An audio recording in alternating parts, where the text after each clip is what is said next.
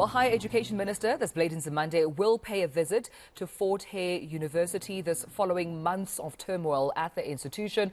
Fort Hare has been plunged into chaos, having to deal with questionable academic fraud, murder, as well as assassination attempts. Our reporter Ronald Masinda tracking the story for us. Well, he joins me now for an update on this issue. Ronald, good morning to you, colleague. And I think quite significant that the Higher Education Minister Blade Nzimande visiting the institution that's undoubtedly within chaos at this point.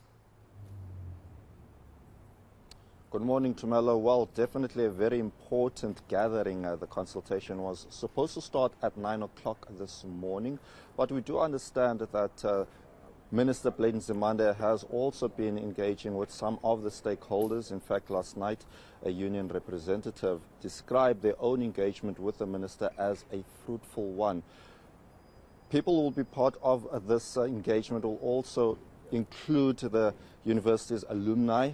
They are represented by President of the Convocation, Advocate Andile Mini. Thank you so much for your time, Advocate. I mean, on the 9th, you guys held your own press conference where you raised concerns, especially about the issue of academic fraud. What has the minister said since then? We had our press briefing on the 9th of June, and a few days after that, I think on the 12th, the minister then wrote to the University of Fort Hare. And you'd remember that in the press briefing, what we raised was that we want the minister to come and intervene. And then when he wrote to the university, he expressed his intention that today we should have this important gathering where he will be meeting with critical stakeholders of the university, organized labor, student representative, Convocation, and ultimately the University Council. So we're here to meet with the minister as the University Council, and I'm part of the council. So we anticipate that most of the issues that we raised in our letter, issues that we raised in the press conference, which we think are grey areas and they need to be addressed, we're here today to address them with the minister. What do you want from the minister? One, we want the minister to intervene, intervention in this sense that the issue of academic fraud, we want the minister to deploy his team to basically go deeper and investigate, because we believe that the investigation in its current form may not give us the formidable results. But two, want the minister to come and restore the dignity of the governance structures. The institutional forum, the student representative council, the cognizance that must be given to alumni and convocation. But most importantly, in our view, we believe that the Council of Fort Hare has become dysfunctional, and we want the minister to restore the important work that this council must discharge. Obviously, the issue of academic fraud came under the spotlight this week following Premier Oscar Mabuyane's court case. Are you happy with things the way they are going, and the utterances that Mabuyane has made shortly after this ruling, saying that he has been unfairly targeted by university management? Look, I think he has got all the rights to defend his own dignity, and that is right that is enshrined for everybody in the South African Constitution.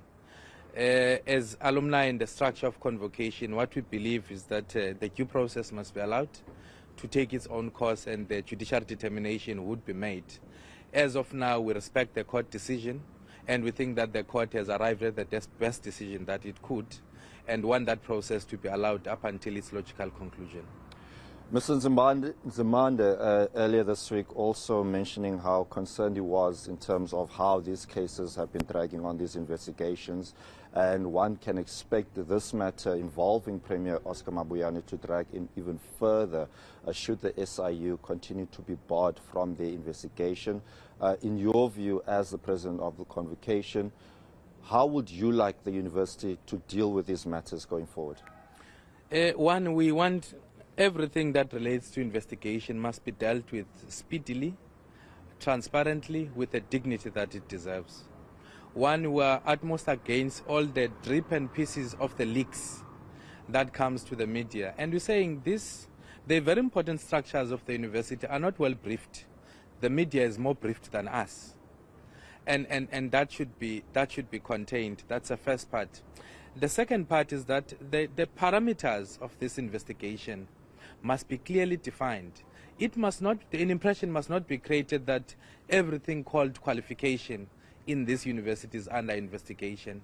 It must be clear that it's honors and masters in the public administration and the awarding of those degrees, not anything else that is in the proclamation. So we want the minister then to investigate the systems. Hence we call it a specialized investigation that would also assist the university. But we want those investigations to be kept with dignity and not be made a subject of media and the public consumption before a formidable determination can be made.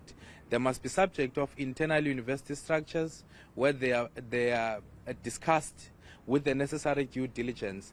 And when everything is done with right parameters, then it must be given to the public.